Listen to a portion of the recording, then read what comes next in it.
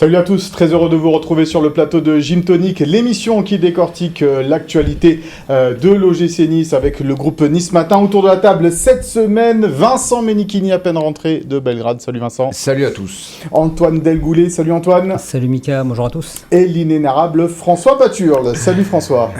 Bonjour à tous. Notre invité cette semaine a porté les couleurs du gym entre 2012 et 2016, champion de France avec Lille. Nous sommes ravis d'accueillir Jérémy Pied. Salut Jérémy. Salut Mika, bonjour tout le monde. Merci beaucoup d'être sur ce plateau avec nous. On va décortiquer ensemble, comme on le disait, l'actualité de l'OGC Nice, ce match face aux Partisans de Belgrade en Ligue Europa Conférence. Le match à venir évidemment aussi face à Angers et puis au sommaire également. Un focus sur les débuts prometteurs de Ross Barclay, la compo probable de Nice-Angers, le cadeau de la semaine, sans oublier le Souviens-toi qui t'est consacré, Jérémy, cette semaine, puisqu'on parlera de tes débuts au poste de latéral droit.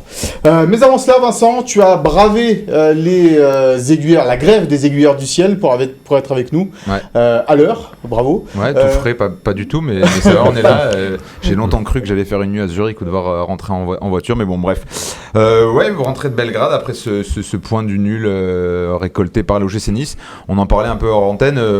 J'ai trouvé ce match pas si mal, moi, depuis le stade. Une équipe en progrès. Bon voilà, faut dire que c'est vrai que cette équipe part de tellement loin que dès qu'il y a un semblant de lien collectif, un semblant d'élan, on a le sentiment que c'est clairement mieux. Mais oui, moi j'ai trouvé de nets progrès avec un Mario Lemina au milieu assez rayonnant. Voilà, ça c'est pas encore exceptionnel, mais il y a du mieux. On va voir si ça se traduit dans les stats de ce match entre donc le Partizan de Belgrade et l'OGC Nice. On rappelle un score final 1 but partout avec le premier but de Brian sous ses nouvelles couleurs. On en reparlera du latéral gauche anglais. Une possession plutôt en faveur des Niçois, des tirs cadrés plutôt à égalité. Un poteau aussi tapé par l'OGC Nice. Antoine, Vincent disait du mieux dans le jeu. Moi, je suis pas tout à fait d'accord, mais est-ce que tu es sur cette ligne-là ? Alors, du mieux dans le jeu, oui, parce que je trouve quand même que Nice était un peu sur l'élan de Cologne. Après, effectivement, le Partizan n'était pas non plus d'un gros niveau. Quand on voit que leur meilleur joueur, c'est Fousseni Diabaté, il faut quand même pas non plus s'enflammer. Voilà, donc je pense que Nice peut beaucoup mieux faire. Voilà, là, ils ont fait des matchs contre Cologne, Ajaccio. Et donc Belgrade, c'était à chaque fois, on sentait des fois à chaque fois un petit peu du mieux, mais c'est pas des gros adversaires. J'attends de voir devant une autre opposition quand même. François, tu as vu le match, on peut dire avec qui Ouais, enfin en famille. Bon, Non, mais déjà, je me suis pas ennuyé. Je trouvais que c'était un match vivant. Techniquement, c'était pas exceptionnel, mais c'était vivant, ça allait de l'avant, il y avait des occasions. Donc moi, j'aime bien les matchs où on s'ennuie pas. Des fois, c'est très propre techniquement, tout ça, mais c'est fermé, il se passe pas grand-chose. Je préfère à la limite des matchs un peu plus ouverts, où il y a quelques maladresses, mais au moins, il se passe des trucs, quoi. Ça faisait Coupe d'Europe, moi, je trouve, il y avait l'engagement, tout ça. Il y avait des équipes comme Diabaté qui percute, qui lui prend la profondeur, contrairement à certains Niçois, mais dans une ambiance pas hyper brûlante, mais voilà, quand ça se mettait en route, le public du Partizan, ça pousse. C'était un vrai match de Coupe d'Europe.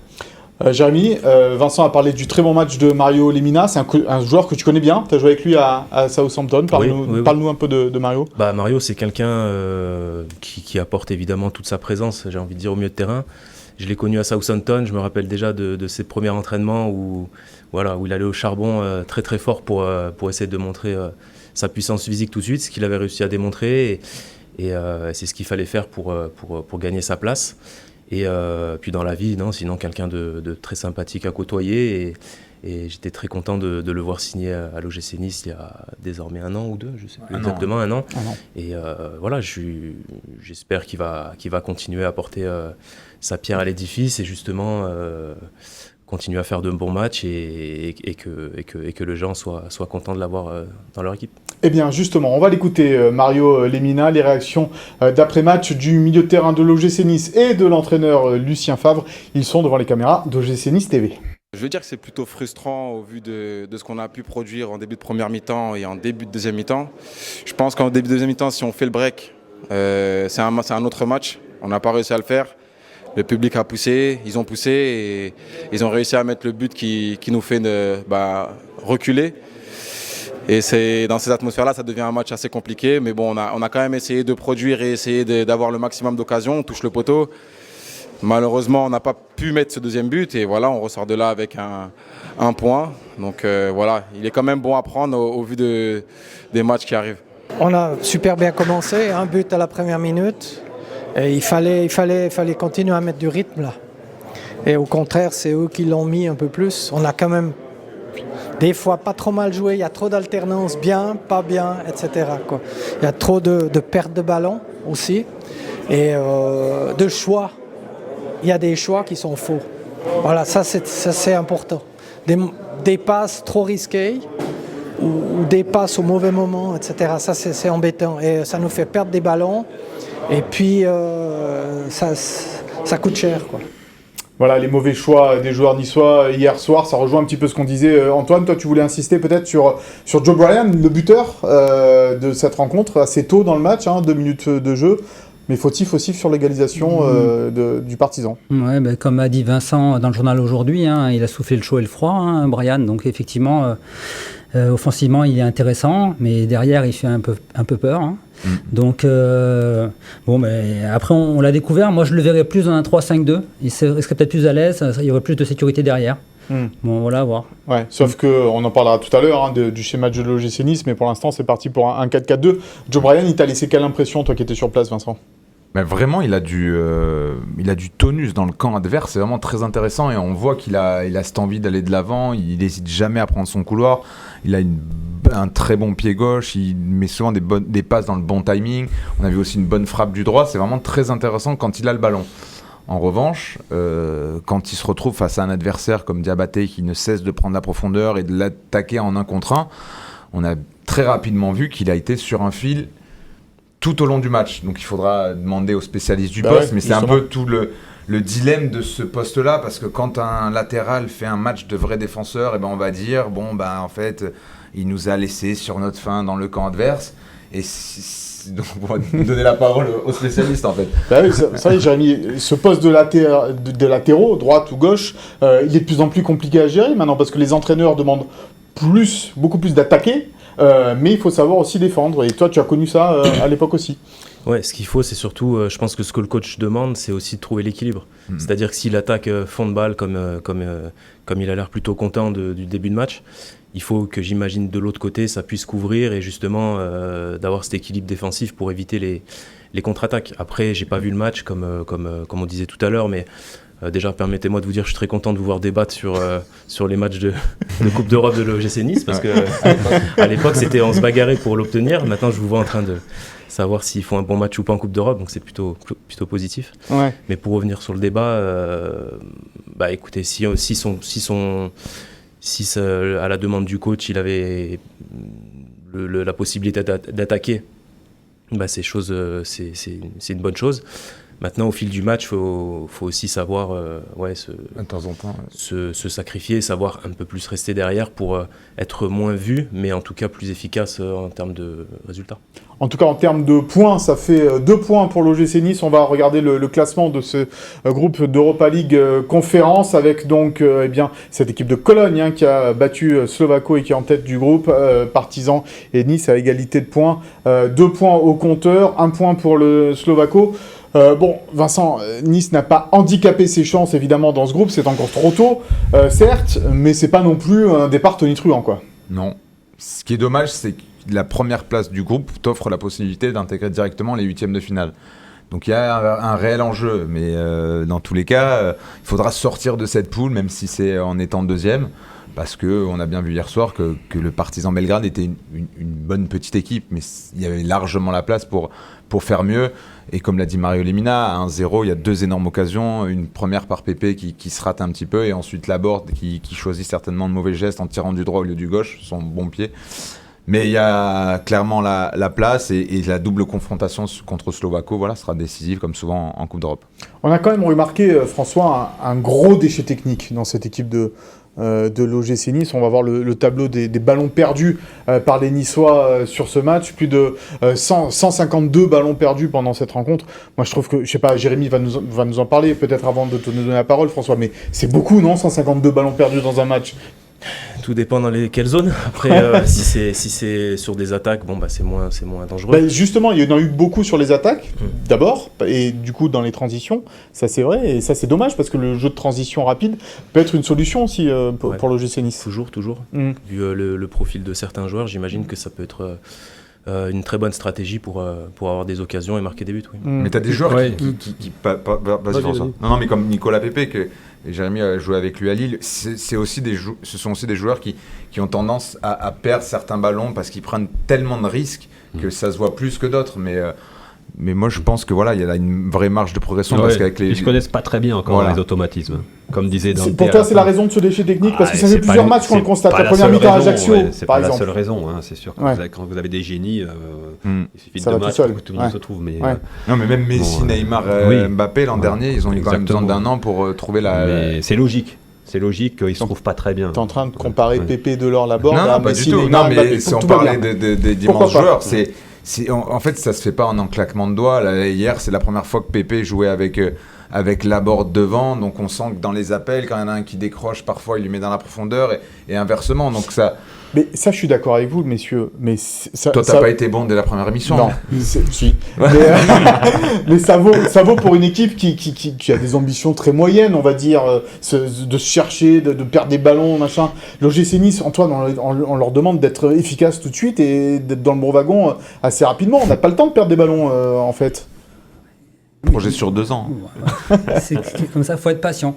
Mais après, moi, je mettrais un petit bémol quand même à ces pertes de balles, parce que quand on regarde une autre stat, au niveau des passes réussies, ils ont 82% de passes réussies, ce qui est dans la moyenne générale de ce qu'ils font habituellement. Alors certes, quand on fait des passes derrière, évidemment, c'est réussi. Ah oui, quand tu joues vers l'arrière, c'est facile de réussir une passe. Non, je suis d'accord, mais bon, après, oui. Mais le jeu prête-erreur, comme on dit, quand on attaque, voilà, tout ce que disait Jérémy tout à l'heure. Comment il a dit, Lucien Favre, des choix faux? Ouais, des mauvais choix. Des mauvais choix de la part des joueurs.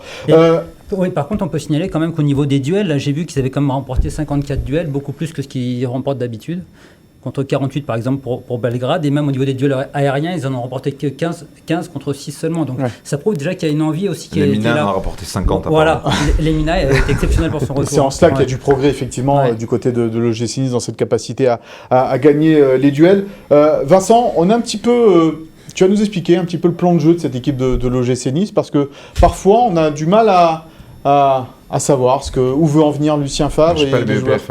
Hein? Bon courage. Non, mais tu regardes tous les matchs, comme nous. Ouais, mais Lucien Favre s'est rendu compte que le problème de cet effectif, c'est qu'il est assez déséquilibré. On le répète chaque semaine. Il y a 8 milieux de terrain axiaux, il y a des manques aussi en défense centrale. S'il joue à 3, c'est compliqué. Donc pour l'instant, en fait, il tâtonne encore parce qu'il n'a vraiment pas trouvé la formule miracle. Nicolas Pepe, on l'a vu à Ajaccio dans le 4-4-2, ça lui demande beaucoup d'efforts dans le repli et on voit très bien que c'est pas ce qu'il affectionne. Devant, quand tu as Delors, Laborde, tu es obligé de les associer dans l'axe. Là, on a vu que Barclay a été pas mal, mais en position de 9,5, qu'est-ce qu'il va faire de Barclay? Est-ce que c'est pour sortir Delors ou Laborde? En fait, c'est très compliqué pour Lucien Favre de créer le plat final parce que si tu sors par exemple dimanche Delors, ça va pas trop le faire rire. Laborde pareil, Barclay il va falloir le faire jouer. Pépé, Diop. Et là, Laborde Pépé là devant les deux, ça n'a pas été trop mal hier. Et tu fais quoi de Delors? Oui. Non, mais je suis d'accord. Ton sauveur, mais ce qu'il faut, les buts les plus importants. Non, mais ils vont pas faire toute la saison, l'aborder de l'or devant, de toute façon. Tous les matchs qu'il y a, à un moment donné, l'abord Pépé, ça n'a pas été trop mal. Je pense que c'est vraiment un effectif, un groupe sur un fil. Parce que leur recrutement aussi est assez, pas illisible, mais ça a été fait par moments un peu en dépit du bon sens. Et il y a un arrivage massif aussi de joueurs anglais. On sent que même à ce niveau-là, ça crée des pas un clivage, mais Jérémy pourra nous en parler. Dans un groupe, on sait très bien que ce qui fait la force d'un collectif, c'est son unité, le fait de suivre les joueurs cadres. C'est ce qui a fait la force de Lille. C'est peut-être pour ça qu'ils ont été champions, parce que c'était pas la meilleure équipe sur le papier. Sur le système, Jérémy, tu as joué dans plusieurs systèmes, évidemment, que ce soit au milieu ou derrière. Qu'est-ce qui aujourd'hui... plus personne n'invente rien quasiment, si ce n'est Pep Guardiola, et encore. Toi, le système qui te convenait le plus comme joueur? Celui qu'on avait mis en place, je pense, l'année 2015-2016 avec l'OGC Nice, parce que tout le monde avait clairement sa place prédéfinie sur le terrain. C'était quoi, un 4-2-3-1? On était en losange. C'était un losange. Voilà, on était en losange, on tournait autour d'Athème. Et chacun savait ce qu'il devait faire sur le terrain, à quel moment, du sacrifice, avoir le ballon, ne pas l'avoir. Et ça tournait plutôt bien. Et après, on n'avait pas forcément des individualités extraordinaires autour, mais une belle unité. Et du coup, ça se ressentait. Et comme je vous écoute depuis tout à l'heure, j'ai quand même regardé l'effectif de l'OGC Nice. Il y a de très belles qualités. Mais si je vous suis bien, ce qui manque, c'est l'unité qui fait que les individualités deviennent une belle équipe. Un peu de temps, mais est-ce que l'OGC Nice a le temps, François, aujourd'hui, de mettre tout ça en place? Parce que les matchs s'enchaînent. Ah ouais, non, ils n'ont pas le temps. C'est le football, quoi. Hein. C'est toujours la même. C'est plutôt dommage. Alors, avec des séquences de matchs tous les 3 jours, là, je les ai quittés jeudi soir à Belgrade. Tu sentais que ça commence vraiment à tirer, hein, même chez Lucien Favre, des conférences de presse tous les 3 jours, des matchs, des voyages. Tu peux pas travailler ta tactique. Bon, il va y avoir la trêve internationale qui va essayer de reposer peut-être un petit peu. Mais il y a beaucoup d'internationaux effectivement dans cette équipe de l'OGC Nice.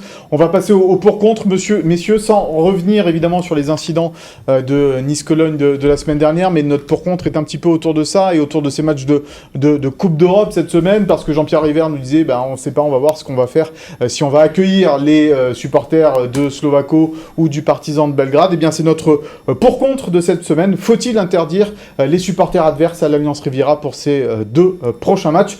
Donner la parole à Antoine, d'abord. Oui, alors moi je suis plutôt pour, pour l'instant. Alors je sais que c'est regrettable pour l'ambiance, effectivement, parce que les chants, les couleurs, la fête, c'est ça le foot, mais tant que l'Alliance Riviera sera ce stade gruyère qu'il est, tant qu'il n'y aura pas eu de modifications au niveau des infrastructures pour vraiment sécuriser les supporters, on ne peut pas accueillir des supporters étrangers dont on ignore le degré de violence, quoi.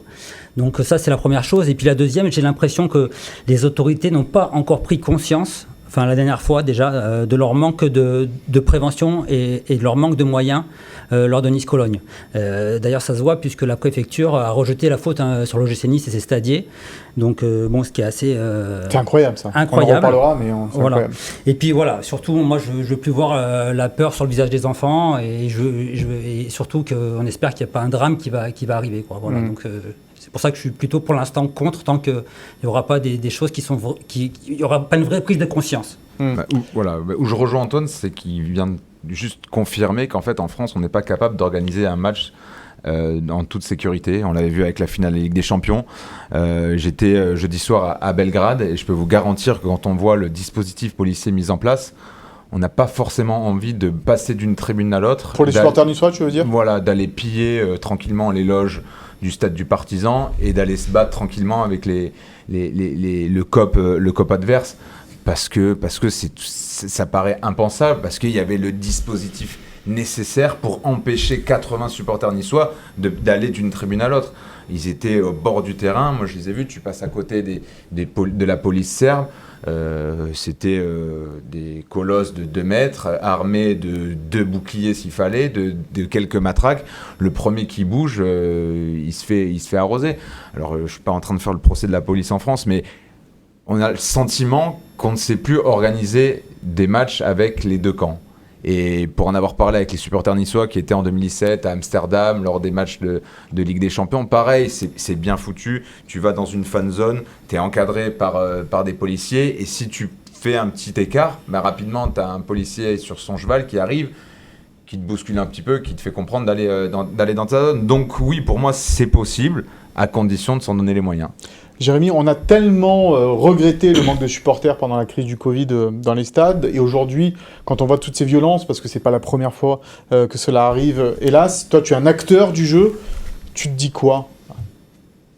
Pour nous, c'est pour les joueurs, c'est compliqué à chaque fois même de commencer le match sans savoir s'il va pas y avoir un arrêt à tout moment.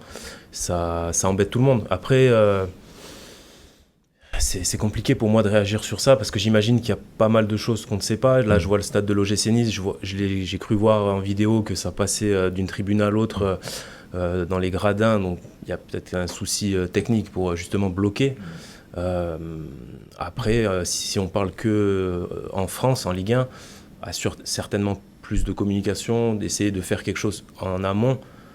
Moi, j'y ai déjà pensé, mais qu'est-ce qu'on peut faire de réunir, de responsabiliser peut-être les responsables de chaque groupe, de chaque COP, pour avoir discuté à chaque fois, même si j'ai discuté avec ceux de Nice et de Lille qui sont plutôt qui sont amis, mais j'ai le sentiment qu'ils pourraient trouver des compromis pour garder la rivalité dans certains gros matchs et en même temps éviter de faire attention parce qu'il y a les familles, et voilà, de pas basculer dans le côté dangereux. Tu as joué en Angleterre et ils ont réglé ce problème en Angleterre. En Angleterre, parce que ça a été très cash dès les premières sanctions de mémoire. Après là-bas, ça chambre aussi beaucoup plus, ça accepte et ça contre-chambre, on va dire, et ça accepte encore. Ouais. Et c'est plutôt ça. Après, il y a déjà eu aussi des moments bien sûr, de violence chauds, mais on va dire qu'ils s'éloignent aussi de tout ce qui est famille, du stade, quoi. C'est plutôt en dehors et après, le stade ne peut plus rien faire. C'est à la police ou à la préfecture, je ne sais pas. Pour le confirmer, en tant que joueur, moi, je les ai vus hier dès l'échauffement. Quand ils arrivent sur le terrain, tu n'as quand même pas une valeur refuge, mais tu vois tes supporters qui sont là, ce serait complètement après déloyal qu'il y en ait qui puissent venir, que d'autres ne puissent pas venir. Quand tu es joueur, que tu joues au fin fond de l'Europe, bah, ça te fait du bien de te sentir soutenu, même si c'est par 50 personnes. Tu sens que peut-être qu'à un moment, l'effort, tu hésites à le faire, mais tu te dis, bon, eux, ils se sont tapés, je sais pas combien d'heures d'avion, de bus et tout. Oui, mais pour rejoindre Arnaud, c'est que y a une Antoine, pardon, excuse-moi. Antoine, la différence, c'est que moi, franchement, sur le niveau d'agressivité, je pense que ça peut un peu se rentrer dedans, même être un peu agressif, ça fait un peu le charme aussi du truc. Mais là où on ne peut pas accepter, c'est quand ça devient dangereux pour les familles. Ça, on peut pas. Parce que là, moi, j'ai des amis qui étaient au match de Cologne, et quand j'ai vu ça, la première chose que je leur ai écrit, je me suis dit, mince, mais ils ne peuvent pas se retrouver au milieu de 200 mecs prêts à se battre, à se cogner et tout, mais non, c'est pas possible. François, la synthèse de tout ça, des supporters pour Slovako, des supporters pour Belgrade lorsqu'ils viendront jouer à Nice au mois d'octobre. Moi je suis toujours affolé. Tout à l'heure tu citais une stat en antenne qui avait 1000 CRS hier soir à Monaco pour 900 supporters hongrois. Enfin, c'est hallucinant, quoi. À un moment donné, c'est des dépenses publiques qui sont démentielles, quoi, pour un match de foot. Moi, je trouve c'est un peu déraisonnable. Ça me dérange. Mais je parlais pas comme ça quand j'avais 25 ans. Mais dans tous les cas, on suivra cela. On suivra cela évidemment avec attention au mois d'octobre. Donc, ce que décideront les autorités quant à la venue des supporters du Slovako et du Partizan de Belgrade. Et si on va passer aux abjims de cette semaine, les caméras de l'OGC Nice qui se sont infiltrées dans les coulisses du club, c'est le abjim.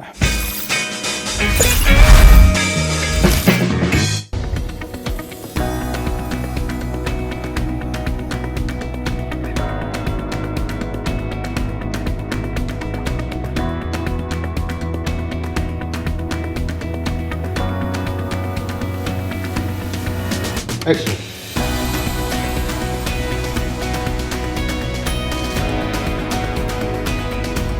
Il y a une adaptation déjà par rapport au changement d'entraîneur, c'est évident. Lucien Favre, c'est quelqu'un qui est d'ici, qui connaît bien la maison, donc quand je parle d'adaptation, j'imagine qu'avec lui ça va être un peu plus facile. Voilà, il est revenu dans un centre d'entraînement tout neuf avec des installations qui ont tout pour pouvoir performer, donc je pense que ça va aller. Surtout maintenant, il y a Laborde et Delors devant et j'y crois beaucoup. Ça, pour le coup, ça va vous faire du bien. Je les adore parce que c'est deux mecs qui se connaissent très bien depuis longtemps, qui carburent tous les deux, mais pas forcément que pour la stat, que pour marquer justement. Ils aiment faire briller l'autre, à la passe aussi, et ils se comprennent sans forcément se le dire. J'ai l'impression qu'entre eux c'est instinctif et c'est pour ça que ça fonctionne. Des fois tu as des connexions comme ça innées entre des joueurs, tu peux pas trop comprendre.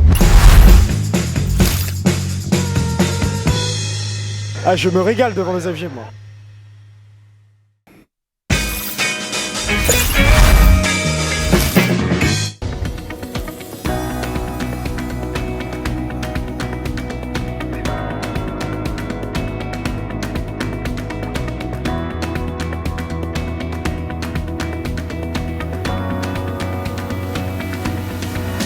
Action.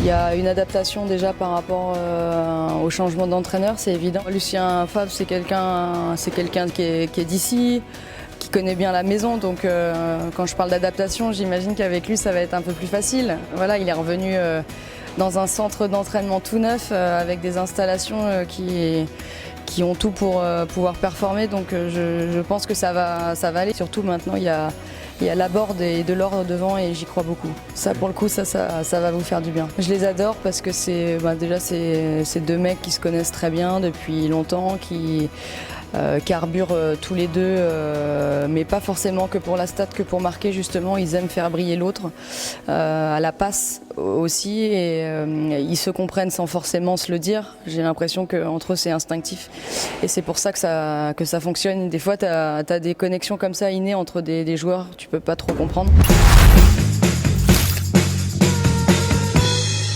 Ah, je me régale devant les FG, moi. Voilà, on se régale tous devant le Zap Gym que vous pouvez suivre en intégralité sur les réseaux sociaux de l'OGC Nice. Jérémy, bien, on t'avait laissé en fin de contrat avec cette équipe de Lille. Quelle est ton actualité ? Qu'est-ce que tu fais maintenant ? Là, je suis dans la région. Je me prépare physiquement comme s'il fallait intégrer une équipe du jour au lendemain. Je pense que là, le mercato estival, on met un peu une croix dessus.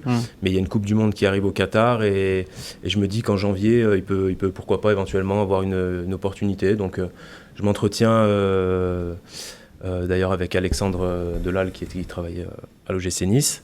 Et on fait de belles séances pour garder ce niveau physique et être prêt à tout moment. À la recherche d'un club qui voudra bien... Oui, voilà. Après, j'ai 33 ans, donc moi, je me sens très bien physiquement, je me sens très bien mentalement. Je sais ce que je peux apporter dans un groupe.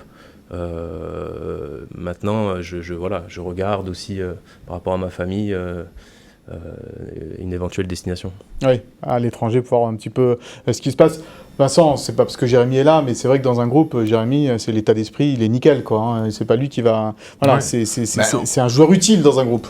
Je pense qu'en plus à Lille, il y avait un garçon comme Luis Campos qui est quand même réputé pour sa science dans la construction d'un effectif. Et s'il a prolongé Jérémy Pied il y a quelques années, c'était bien évidemment parce qu'il avait encore le niveau pour jouer, mais surtout accompagner l'éclosion de plusieurs jeunes. Et si Lille a fait de tels culbutes sur le plan financier depuis des années, c'est que les jeunes ont été parfaitement accompagnés par les José Fonte, par Benjamin André, par Jérémy Pied. Il y avait également Bourak, Ilmaz. C'est ce qui fait la force d'un groupe. Et parfois, il vaut mieux payer ou prolonger un garçon d'expérience pour qu'il accompagne des jeunes, parce que c'est pas ça qui va te coûter le plus. En revanche, ils vont énormément t'apporter en termes d'état d'esprit, d'accompagnement des jeunes, et c'est essentiel aujourd'hui dans ces groupes où il y en a tellement des jeunes et qui sont souvent parfois des gamins un petit peu en pleine construction, en pleine, pas adolescence, mais en pleine ascension, donc il faut des Jérémy Pied dans un effectif. Dans un effectif. On va parler de tes années niçoises, Jérémy. On va regarder un petit peu tes stats sous les couleurs de l'OGC Nice, où tu as joué pendant 3 saisons, un contrat de 4 ans, mais 3 saisons, 2 saisons d'abord, puis un prêt à Guingamp avant de revenir à Nice. 93 matchs, toutes compétitions confondues, 2 petits buts seulement, 7 passes décisives, pas de carton rouge, c'est bien. Jérémy, bravo, tu n'as pas dû en prendre beaucoup dans ta carrière. Si, j'en ai pris, ouais, mais pas à Nice en tous les cas, pas à Nice. Qu'est-ce que tu retiens, toi, de ces années niçoises, de ces années passées ici sur la Côte d'Azur ? Déjà, je suis content d'avoir participé à 2 qualifications européennes sur 4, ce qui à l'époque était recherché mais difficile d'accès. Les 2 premières années, les statistiques sont un peu difficiles parce que je me blessais beaucoup. C'était une période de ma vie où voilà, je me rappelle, je me blessais beaucoup au niveau des ischios notamment. Donc j'avais eu un peu de mal. Après, j'ai réussi à me relancer une année à Guingamp. Tu es arrivé de Lyon, on le rappelle. J'arrivais de Lyon, ouais. Et j'ai réussi à me relancer pendant une année à Guingamp. Et à mon retour, je me sentais vraiment bien, fleur de l'âge. Et puis j'ai pu finir sur une belle note. Voilà, je suis parti libre du club, mais honnêtement, de ce que je retiens avec notamment Julien Fournier quand je suis parti, il n'y avait vraiment pas d'amertume ou quoi que ce soit. J'ai apporté tout ce que j'avais à apporter au club. Et sur 3 saisons, faire deux fois deux qualifs en Coupe d'Europe, c'était plutôt bien. Antoine, on se souvient évidemment, et François aussi, tu couvrais l'OGC Nice à cette époque-là également. Oui. Jérémy, c'était un pilier de cette équipe niçoise. Oui, c'était un pilier. Quand Jérémy est revenu de Guingamp en 2015-2016, tu sortais d'une très belle saison à Guingamp avec Gourvenec. Et vous avez fait la première partie de tableau, je crois, etc. Et tu étais revenu au club justement dans sur une belle saison, et on sentait que tu avais vraiment très envie de t'imposer vraiment sous le maillot rouge et noir, quoi. Malheureusement, il y a eu un changement de système, et ça a été dès le début de l'été, ça m'a été annoncé. Oui. Et comme il me restait un an de contrat, on m'a demandé de trouver une solution pour toutes les parties. Et c'est là où après il y a eu c'est ça. une petite histoire de repositionnement. Dont Dont François nous parlera à la fin de l'émission, c'est le souviens-toi effectivement de cette semaine. Ensuite tu es parti donc à Southampton, puis à Lille, champion de France avec Lille et avec Christophe Galtier, que on connaît très bien ici maintenant. Tu as suivi un petit peu son parcours aussi à l'OGC Nice la saison dernière ? Bien sûr, c'est parti très fort. Et puis après, évidemment, on suivait un petit peu à distance parce que on a les joueurs qui ont été champions avec lui, Thierry Olek, on a quelque chose de grave en nous. C'est évident. Tous les ans, on voit le PSG. C'est très rare. C'est pas tous les ans qu'un club réussit. Ça arrive à Monaco et à Lille. Tous les 3-4 ans. Et c'est tombé sur nous. On avait l'impression que rien ne pouvait nous arriver. Il s'est vraiment passé quelque chose de spécial. Et donc voilà, donc forcément quand on le voit débarquer dans un autre club, n'importe quel autre club, on est obligé de suivre ce qui se passe avec lui. Tu as été un peu déçu peut-être par la fin de l'aventure, cette finale de Coupe de France perdue Évidemment, j'aurais préféré que ça soit l'OGC Nice, mais bravo au FC Nantes. Après, j'aurais aimé qu'il ramène un trophée, ça aurait été sympa. Maintenant, je sais aussi qu'à Nice, je connais l'état d'esprit et c'est déjà bien d'avoir pu amener tout le monde au Stade de France, faut pas oublier. Maintenant, c'est sûr qu'un trophée, ça aurait été exceptionnel après son titre avec Lille. Vincent le disait, c'est Luis Campos également, tu as été sous ses ordres. Le duo Campos-Galtier là, qui part au Paris Saint-Germain, on a failli le voir à Nice, on aurait aimé le voir à Nice, ce duo-là, à un moment donné aussi, Vincent. Oui, clairement. Christophe Galtier ne s'en est jamais caché. Il voulait rapatrier Luis Campos à l'OGC Nice, et finalement il se retrouve au Paris Saint-Germain. C'est pas mal pour ce duo-là qui a repris Lille, qui est en 17e position. Faut se rappeler, Galtier, il y a 10 ans, il gagnait un trophée, une finale de Coupe de la Ligue avec Saint-Etienne. François pourra l'évoquer. Mais c'est une ascension exceptionnelle, et aujourd'hui il se retrouve à gérer Lionel Messi, Neymar, Mbappé, le plus gros effectif au monde. Tant mieux pour lui.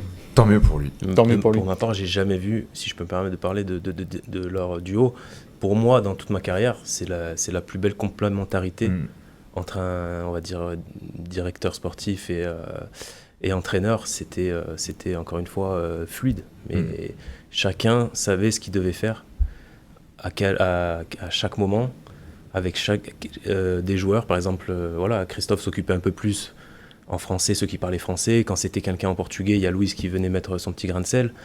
Et c'était très bien fait pour l'unité du groupe, en fait. Il y a un joueur avec qui tu as joué évidemment aussi à Lille, et qui aujourd'hui porte les couleurs de l'OGC Nice, c'est Nicolas Pepe. Joueur exceptionnel sous les couleurs lilloises, bonne saison à Arsenal. Qu'est-ce que tu peux nous dire sur Nicolas Pepe ? Quel homme c'est ? On connaît le joueur, mais l'homme ? C'est quelqu'un de très discret, pas de vagues. Moi, quand on était à Lille, travailleur, il regardait tous ses matchs. Dès la fin du match, il regardait son match. Il essayait de trouver tous les petits défauts. Justement, tout à l'heure, on parlait de complémentarité, d'enchaînement ou d'actions ratées. Ça, nous, on en parlait beaucoup dans le vestiaire, du moins avec ceux avec qui il était aussi sur le côté. Et donc vraiment quelqu'un passionné par le foot.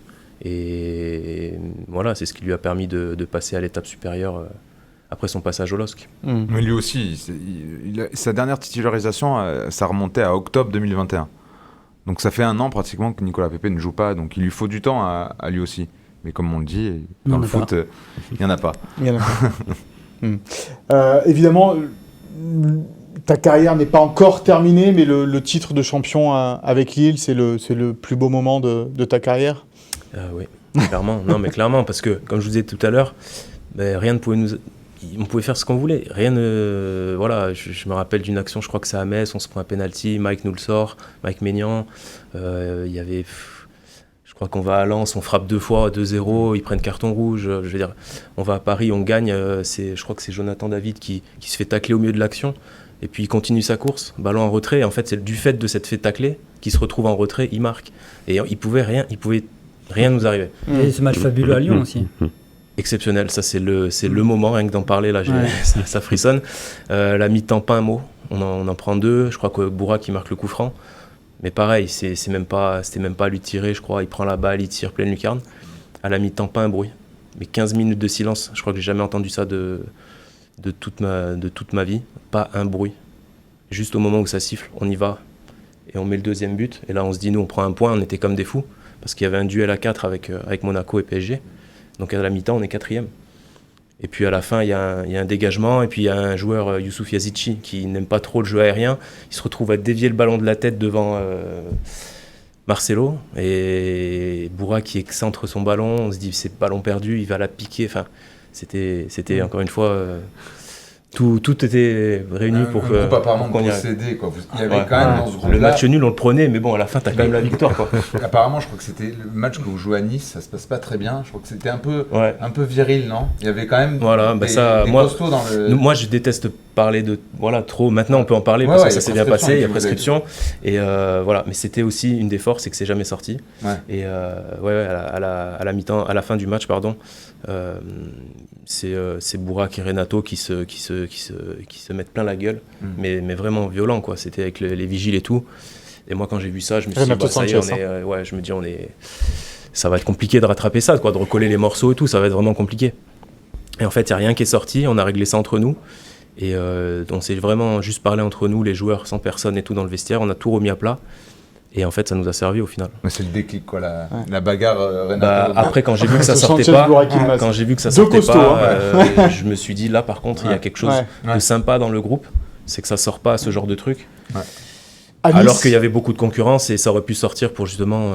voilà. À Nice, tu as évidemment joué avec Athènes Ben Arfa. Oui. Est-ce que c'est le plus fort avec qui tu as joué dans ta carrière? J'ai joué avec de très bons joueurs, vraiment. Mais c'est pour ça que je te pose exprès la question. Parce que... Après, c'est mon pote, donc je peux dire oui aussi. Mais bon, j'ai aussi Sofiane Bouffal, extraordinaire. J'ai joué avec Tadic. Mais il marchait sur l'eau cette saison-là. Voilà. Par contre, il était à son... Je ne sais pas s'il était à son prime, parce qu'en Angleterre aussi, il a fait des choses exceptionnelles. Mais cette année-là, voilà, on a accepté de se sacrifier pour lui. Un thème. Et après, on en rigolait un peu au vestiaire. On lui disait, bon, on te fait des courses, on récupère les ballons, on te les donne, mais par contre, tu nous fais gagner, quoi. Et lui, il rigolait, il dit, ouais, vous inquiétez pas. Un peu capricieux, peut-être, sur la fin, un thème aussi, peut-être dans le vestiaire. C'est ce qu'on disait à l'époque.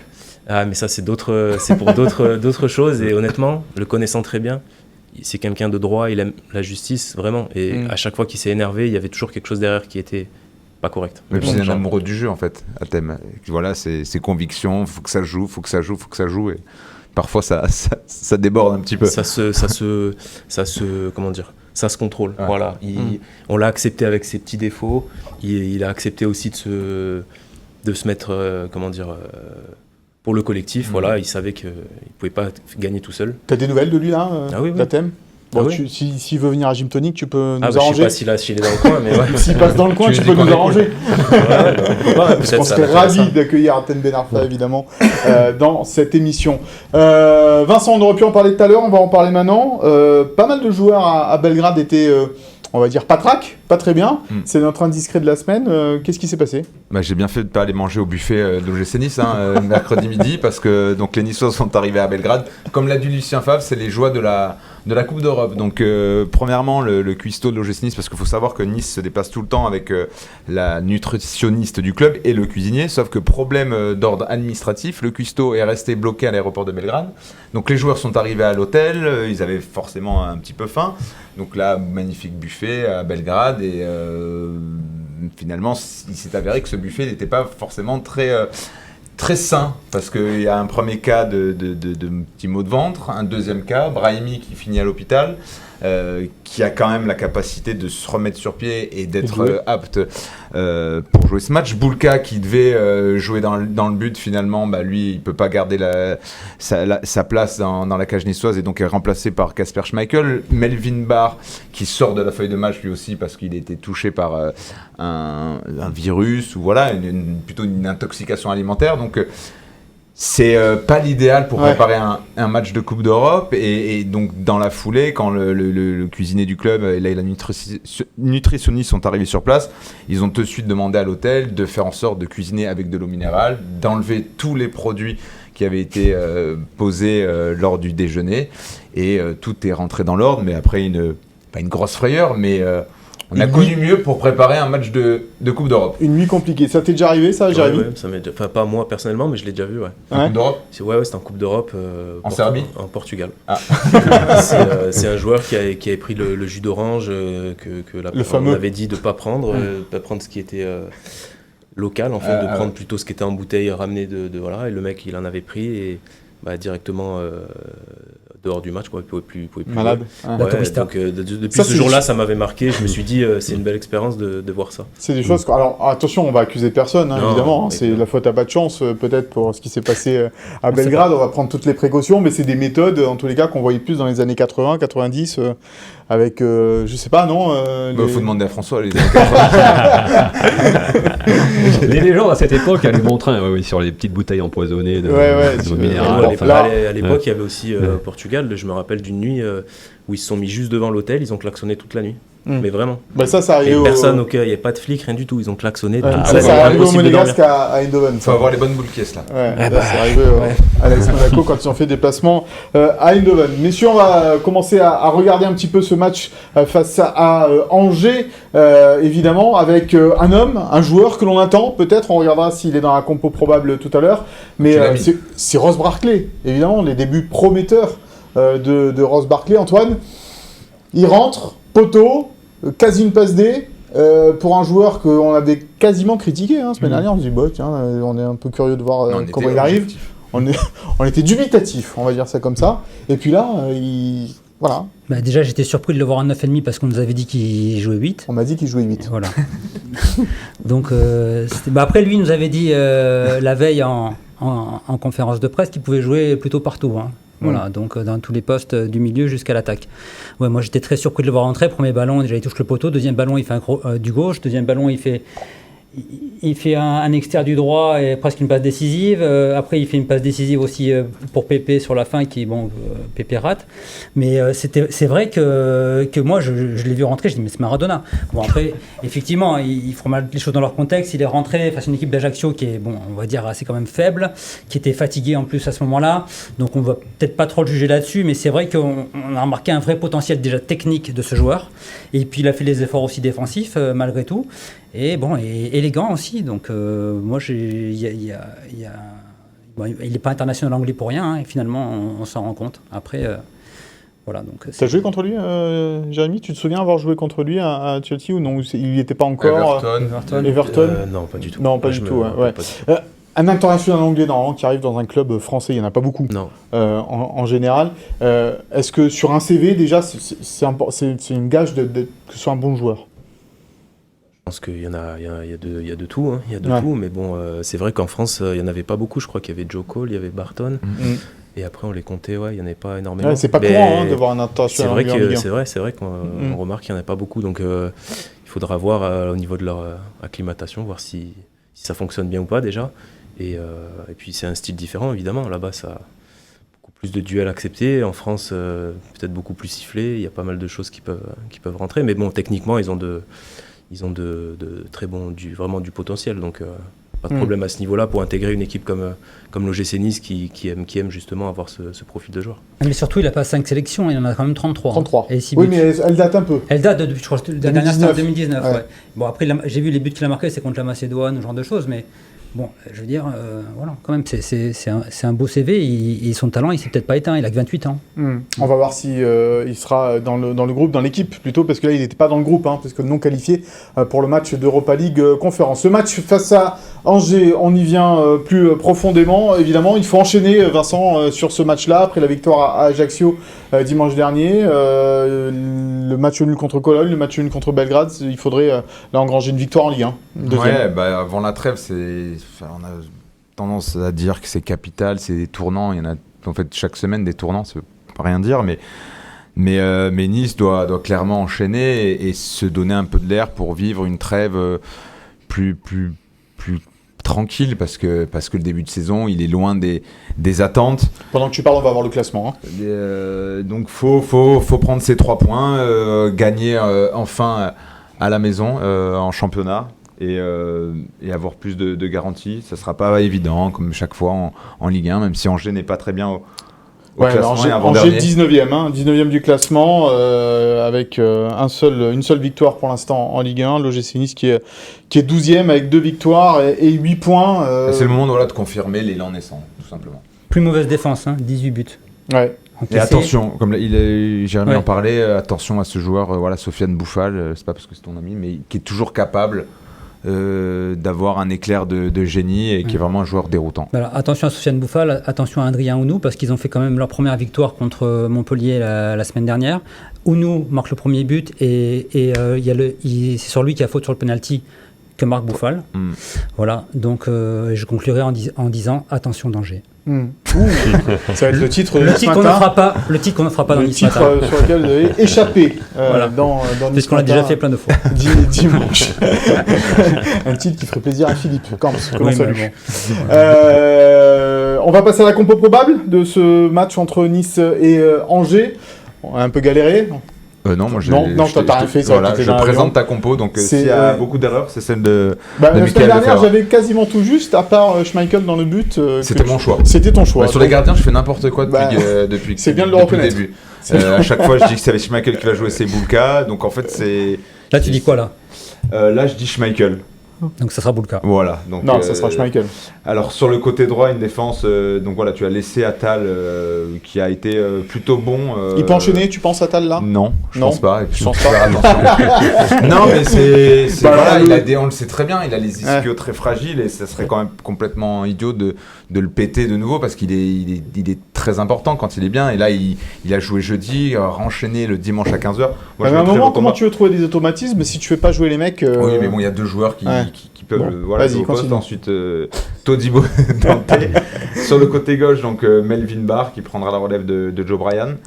Un milieu avec Lemina qui devrait enchaîner. J'ai osé Barclay. Voilà, osé Barclay. Moi, j'aurais peut-être mis plus haut, mais c'est compliqué parce que le duo Laborde-Delors tient la corde pour démarrer. Bah oui.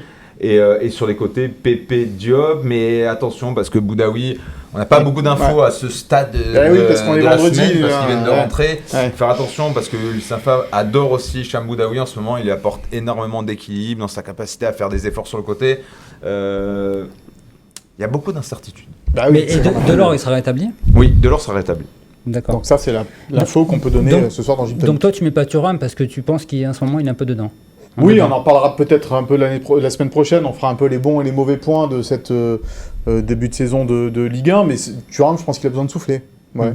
C'est vrai qu'on voit plus ces chevauchés fantastiques. C'est mon avis. Mais après, ça reste un excellent joueur, Khéphren Thuram. Et pour moi, le titulaire de ce poste au milieu de terrain, en tous les cas, pour le moment. On va vous faire gagner, sur ce match face à Angers. Vous en avez l'habitude maintenant, c'est le cadeau de la semaine. 2 places à venir pour la rencontre en Coupe d'Europe face à Slovako. Ça sera au mois d'octobre. Il y aura des places, je pense. Ouais, il y aura de la place, donc vous pouvez jouer en pronostiquant sur cette rencontre entre Nice et Angers. Vous en avez l'habitude, donc le score de cette rencontre avec le nom des buteurs et le petit hashtag qui va bien, le petit hashtag Gym Tonic. On passe au Souviens-toi, tant entendu, mon cher François, puisque c'est ton premier. Tu vas donc nous parler du repositionnement, et Jérémy est là devant toi, il va essayer de tout confirmer ou d'infirmer si tu te trompes, évidemment. Jérémy Pied qui passe un jour latéral droit alors qu'il était milieu de terrain. Oui, pardon. Oui, une histoire assez... Commence bien. Une histoire et assez incroyable d'ailleurs, parce que Jérémy Pied, on l'a dit, revenait d'un prêt réussi à Guingamp, et on s'attendait quand Jérémy revient de Guingamp à ce qu'il soit parmi les joueurs, on va dire, qui vont être les cadres qui vont être valorisés par le coach. Or, pas du tout. On comprend très vite, dès l'avant-saison et dès le début de saison, que Jérémy, il était à la cave. Et moi, en tant que journaliste à l'époque, ça m'avait touché parce que on sentait que Jérémy, on connaissait son état d'esprit qui était absolument excellent, et puis on voyait le talent du joueur, et je nourrissais le sentiment d'un gros gâchis, quoi, par rapport aux joueurs, par rapport au bonhomme. Et franchement, c'était une situation qui était contrariante à vivre. Et puis est arrivé un tournant assez incroyable le 22 août 2015. Que va nous raconter Jérémy. Non, mais d'abord, fixe le contexte un peu. 22 août 2015, match contre Caen. Il y a eu une cascade de blessures dans l'effectif niçois. Jérémy, à ce moment-là, s'entraîne même plus avec l'équipe. Je crois que tu t'entraînes avec le préparateur physique pour garder la forme. En milieu de semaine, je ne dois pas m'entraîner avec l'équipe. Par contre, le jeudi, vendredi, je peux intégrer pour les petits jeux, les machins, les choses comme ça. Et je m'entraîne très très bien, j'encourage tout le monde, je les surmotive comme si je faisais partie de l'équipe, sauf que en fait, je ne participais pas et il n'y avait aucune chance, quoi. Et sur ce match contre Caen, donc la seule chose que le coach m'autorise, il me dit, puisque... t'as un bon état d'esprit, tout ça, je t'amène à l'hôtel, 19e, mais par contre, tu le sais déjà que t'es 19e, quoi. Il y a pas de... Presque tu prends pas tes chaussures. Prends pas les équipements, quoi.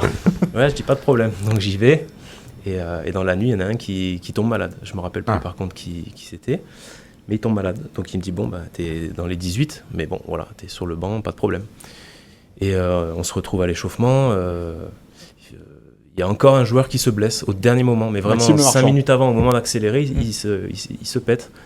Du coup, il n'y avait plus personne. Et Kevin Gomis, qui était déjà en situation d'urgence pour jouer à droite, il se retrouve à jouer dans l'axe. Et le préparateur me dit, allez, tu rentres, tu joues. Sauf que j'avais pas de préparation, j'avais pas de match amicaux dans les jambes, j'avais rien du tout. Un poste que tu ne connaissais pas. Un poste que je connais pas, il me dit, tu vas, tu cours et on verra ce qui se passe. Comme à l'école, quoi, comme à l'école de foot, quoi. Ouais.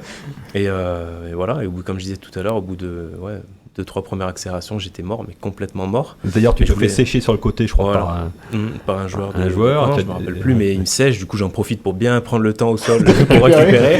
Je respire. J'essaie de ne pas le montrer à l'adversaire parce que sinon, ils allaient venir. Et donc, on ouvre le score en deuxième mi-temps, je crois. Oui, c'est Ben Arfa qui marque un but exceptionnel. On va le voir. D'abord, c'est Ben Arfa. C'est pas... Si le premier but, c'est Ben Arfa. Le deuxième, c'est... Il prend le ballon quasiment au milieu de terrain, il dribble tout le monde. Et ce premier but, et là, donc, tu te dis, c'est bon, on mène au score. On est bien lancé, on a tout ce qu'il faut, on va pouvoir les contrer, ils vont devoir sortir. Et c'est Delors qui égalise d'abord. Delors qui égalise en puissance. Ouais. Là, on revoit le but de Ben Arfa, je crois. Il est vraiment beau ce but. Ouais. Magnifique avec tout le monde, comme d'habitude. Et donc, toi qui es milieu droit, on va dire ça comme ça, là, tu te retrouves latéral droit, et puis derrière, t'enquilles la saison, un coup latéral droit, des fois aussi latéral gauche en alternance aussi avec Ricardo. Et tu enchaînes les bonnes performances, quoi. Déjà, ce match-là, il y a encore une autre histoire dans l'histoire, c'est que en tombant par terre, je me pète le scaphoïde. Ah oui, ça. Donc je me retrouve avec une douleur, mais atroce. Et c'est qu'au bout de 2 semaines que je fais des examens, et on me dit, t'as le scaphoïde qui est pété, on va te mettre un plâtre comme ça, et tu pourras plus jouer pendant 3 mois.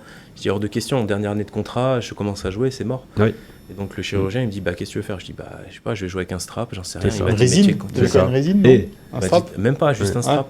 Et après ce match, je ne sais pas si tu te souviens, mais on discute un peu, et puis tu fais un bon match, et puis je te dis, Jérémy, ça ne te dérange pas si je pose la question à Puel, si il te voit un avenir à ce poste d'arrière droit? Je dis, non, pas de problème, moi ce que je veux, c'est jouer. À ce moment-là, on prend tout ce qu'il y a à prendre. Et Puel, contrairement à d'habitude, ne noie pas du tout le poisson. La réponse, il dit, moi, je lui vois vraiment un gros potentiel à ce poste. Et il a mis du temps. Voilà, il a mis tout. Et ça s'est confirmé avec cette superbe saison, et nous, ça nous a rappelé l'histoire un petit peu de Pat Evra, quelques années plus tôt. qui avait commencé attaquant à l'OGC Nice, qui avait été replié par Sandro Salvioni, arrière gauche, et qui a fait la carrière qu'on connaît. Mais ce qui est incroyable, c'est que je pense que c'est ce changement de poste, et Jérémy va le confirmer, c'est pas du tout lui faire offense, mais c'est ce changement de poste qui lui permet peut-être d'être champion de France. Parce que si Jérémy fait toute sa carrière en tant qu'ailier, c'était un bon ailier de Ligue 1. Mais je pense qu'il était arrivé même à Nice à un moment où à ce poste, en fait, il faut des grosses stats, il faut viser les 10 buts, les 10 passes D. Et je pense qu'il a eu vraiment l'intelligence de se dire vaut mieux être un excellent latéral en Ligue 1 qu'un ailier plus que correct en Ligue 1. Ouais, parce que Lille te prend en tant que latéral droit, au final. Après Southampton. Et pour rejoindre ce que dit Vincent, si j'étais resté ailier, il fallait peut-être basculer à gauche pour faire du rentrant, peut-être, éviter de rester sur le côté droit ou peut-être... les mecs demandent de la puissance, beaucoup de trucs. Voilà, c'était une histoire qui a fait ma carrière. Mais bon, moi, j'en suis ravi. Superbe saison, après, super parcours. Avec ta qualité de pied, de centre, etc. Voilà, après, ce qu'on avait discuté avec le coach, il me disait, c'est que il y a une différence entre dos au jeu face au jeu. Dos au jeu, il faut d'abord prendre le tampon et se retourner, sauf si c'est pied inversé, où on peut essayer de se retourner du premier coup. Alors que là, j'ai récupéré le ballon et je pouvais aller directement vers l'avant et voir et faire des passes, soit pour Hatem le plus vite possible dans l'axe et selon sa course, passer dans son dos. De suite, ce changement de poste, on a senti qu'il était comme débarrassé de tous ces tourments, plus de blessures, plus devoir courir derrière ce but. Les journalistes, on n'est pas souvent original, mais alors il manque ce but, c'est pas assez efficace, il faut qu'il marque. Et quand t'es joueur, au bout d'un moment, ça te fatigue d'entendre les mêmes gars dire toujours les mêmes conneries, et t'as envie de faire fermer des bouches, et ça prend pas de suite. Et là, changement de poste, et j'étais champion de France en 2020. Et voilà, il s'est très vite adapté, Jérémy, en plus, parce qu'en novembre, 3 mois après, il est élu aiglon du mois de novembre, quand même devant les Ben Arfa, les Pléa, les Germain. Les 2 gros matchs à Marseille, contre Lyon et Marseille. Lyon gagne 3-0, je crois. Ouais. Je fais une passe D et un centre que Mapou il marque contre son camp. Et à Marseille, où on avait gagné, mais on avait pris un feu derrière et on les avait contenus sans arrêt. Et du coup, je sais pas, c'est le supporter qui avait décidé, mais ce qui plutôt prouve, flatteur, quoi. Ouais. Déjà que tu t'es très vite adapté. Après, ils aiment ça. En plus, je les connais bien maintenant. Je sais que quand ici les joueurs se donnent à fond et que même une erreur, ça passe toujours. Et à Lille, c'était aussi un peu comme ça. Et d'ailleurs, tu as toujours eu un très bon rapport avec les supporters niçois, parce que justement, tu étais proche d'eux, comme on dit de l'or. Toujours, mais ça, j'ai toujours été dans ma vie. Après, je suis quelqu'un de très discret. Je suis pas là à essayer de le montrer de partout. Mais oui, même encore avec Lille, là, j'ai très bonne relation. Ils m'ont même proposé de venir faire le derby, de venir avec eux dans le parcage. Bon, je te répondre, Donna, si tu me vois, mais voilà, un jour ou l'autre, avec plaisir. Voilà donc l'histoire du repositionnement de Jérémy Pied au poste de latéral droit, racontée par l'intéressé lui-même et par ceux qui ont suivi ça. François en particulier. Jérémy, merci beaucoup d'avoir été avec nous. Donc je compte sur toi pour passer le message à Hatem Ben Arfa s'il veut venir nous voir. Avec plaisir. J'espère que tu vas retrouver un club. On compte là-dessus évidemment pour ce mercato d'hiver. Messieurs, merci beaucoup. Merci à Sophie Doncé, Chloé Wargard et Philippe Bertini à la préparation et à la réalisation de cette émission. Pas de trêve internationale pour nous. On reviendra la semaine prochaine pour Hatem Ben Arfa, pour faire un premier bilan de ce début de saison de l'OGC Nice. On se retrouve donc la semaine prochaine. Bonne semaine à toutes et à tous. Bye bye. Ciao.